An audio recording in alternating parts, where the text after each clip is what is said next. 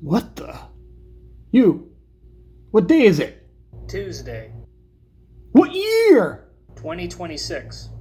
My God.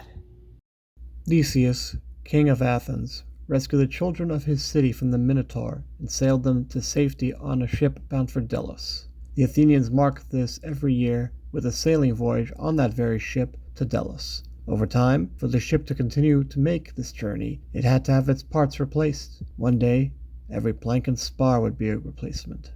None of the original ship's components remain. Was this, then, still the ship of Theseus? A philosophical parable we consider more and more these days. I have been playing a lot of Halo lately. I make this journey down memory lane to honor some of the greats of my favorite art form. Of course, we hear about Jason Jones' studio more for Destiny and Marathon these days. But is this the Bungie that sold me on Xbox on console gaming? Are these the hungry, scrappy, and desperate Renaissance men who made gaming feel mythological? Who built the eulogistic tonal masterpiece of Halo?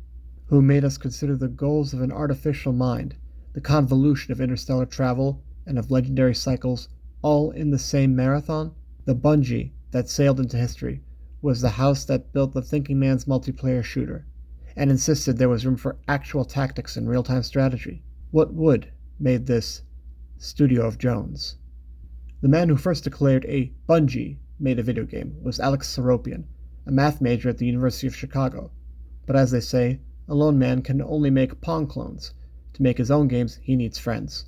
And so Seropian found Jason Jones in an AI class, and upon seeing his personal project, Seropian convinced the genius to drop out of college and for them to go into business together. That personal project turned into Labyrinths of Crete, Bungie's first real game.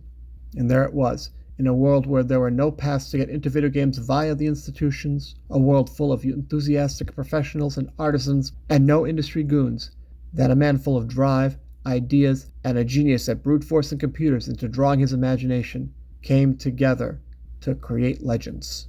Neither man trained in how games should be made, nor how they should be sold, and together they made Max a little less useless. Soon other trees joined their decks. Their first employee was Doug Zartman, who studied sociology and anthropology, and soon after came Greg Kirkpatrick.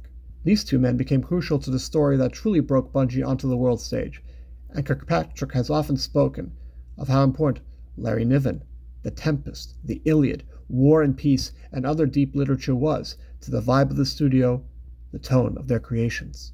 Marty O'Donnell, who joined right after to help audio direct Myth, spoke of this phase of Bungie as Camelot. Still today, that is his one-word refrain for how Bungie felt in retrospect. Who uses the word Camelot to describe a lost golden age in 2025? A man of culture, that's who. A classically educated, true elite. Both learned and competent. The kind of professional that is so rare to find these days, especially in the institutions we depend on. Church, school, arts. The peak of Bungie's Camelot came during the torturous 3-year birth of the original Halo. Ironically, despite all the attempts by fans to recreate the magic of Marathon in what at the time were modern 3D engines, Bungie had already accomplished this remake. Halo, a world of literary and biblical allusions, first hinted at with calls to the Song of Roland and T.S. Eliot via in-world communications from the world of Marathon itself. Halo, an adventure executed by a cyborg woken from sleep in the first game and put back in his icy chamber when his fight was finished.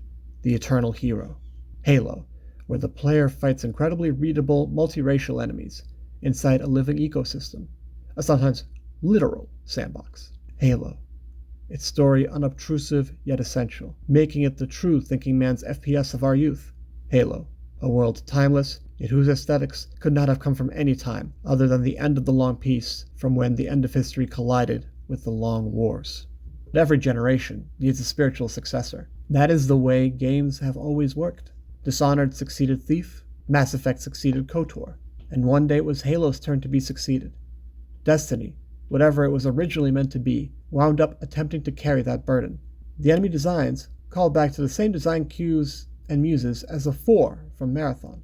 The player was once again not a specially prepared human, but removed from the humanity they were protecting as a hero after death by alien powers no one understood, and calling all the way back to pathways into darkness, eldritch horrors slumbered in the deep.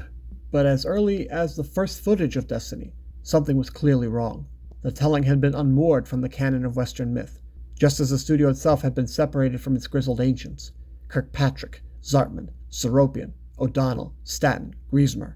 None of those planks remained in the ship of Theseus, at the studio of Jones. After the fathers of Marathon's story left, Halo had a different vibe. Statton did help stave off disaster by being cut from the same cloth as those great men. Seropian, the man who gave Bungie its name and still secret founding mythos, left after the first Halo to find his own fortunes. In his wake, as it turns out, unworthy men came into the vacuum, attempting to steer the ship. Halo 2's apocalyptic crunch was the direct result of this vacuum, as was the cutting required in even the mostly smooth production of Halo 3, and it was this infiltration which would eventually create the fall of Bungie. Unlike its predecessor, Destiny created backstory and events completely lacking the mythological ties to our cultural canon. Instead, it attempts to add guns and spaceships to the fantasy slop, driving what could charitably be called the plot of theme park MMOs. The story is about event sequence, not a character's drive, most of it occurring outside the player's presence, pitting the player against anime bosses, never go full anime, and yet feeling detached from consequence and logos. A long series of dressed-up side quests, at its best a pale shadow of the labyrinthine insanity of Marathon Infinity. And Bungie's fanbase could feel the difference. Even before the game actually released, I had a bad feeling. So much so that when Bungie was putting out a call for new writers so they could sack Statton and bin his work, I decided to cancel my application on the second round. And now, like the rest of the industry, Bungie is attempting to save itself by eating its own children. They are attempting to officially reboot Marathon. But too much wood has been removed from the ship, and even worse, the prow is now being worn as a mask by the same Lovecraftian Leviathan it once sailed to destroy. The unwieldy monster that is Sony's Bungie is trying to take the original Thinking Man's FPS and turn it into a late-to-the-trend extraction shooter, just as it had tried to regerminate it as an MMO looter shooter with Destiny. It returns feeling like a monster wearing the face of our long-lost friend. The new Marathon is wrong. It thinks the aesthetic is cyberpunk, but the original wasn't cyberpunk. It was Dune before the Jihad. It thinks fighting generic humanoid drones with guns that feel more Activision with a Minecraft filter applied than id feels like saving the galaxy from the Four and the working Cagator. The weird corpo avatars, a shallow callback to Leela, Tycho, and Durandal, look more nightmare vision of TikTok and OnlyFans influencers, and less like disembodied programs acting in Trinity as the soul of humanity's greatest achievement, the personification of all our collected thought. Each generation of retelling the Marathon Bungie monomyth has gotten simpler and simpler, and now it will disappear. The story betrayed, just as its guardians, Statton, Griezmer, and O'Donnell, were betrayed by the endless hunger and chaos running Bungie into the ground. But this is in a way our own fault. We gamers keep wishing to see our classics retold. We imbue trust in the idols of our classic studios and auteurs, even as those ships float at sea till they are unrecognizable monsters themselves, dead and dying coral, holding a shape long eaten away by the tempest and the brine. Perhaps we should bury our gods, and simply take what they taught us to light the next torch ourselves, awaken a new heroic avatar. Let this old cyborg rest, till the universe grows cold and dim. He has earned it.